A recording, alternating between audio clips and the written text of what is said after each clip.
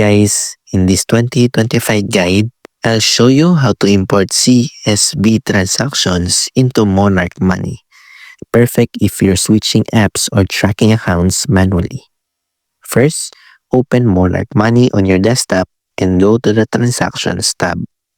Click the three dots menu in the upper right corner and select Import Transactions. Choose your CSV file from your computer.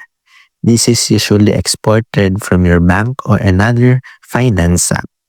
Next, map your columns. Match fields like date, description, amount, and category to Monarch's format. Double-check the data preview to make sure everything lines up correctly. Once it looks good, click Import Transactions to bring them into your account.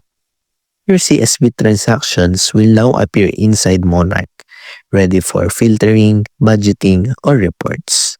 And that's it. You've imported your CSV transactions into Monarch Money in just a few clicks. If this tutorial helped you out, don't forget to like and subscribe for more 2025 finance app guides.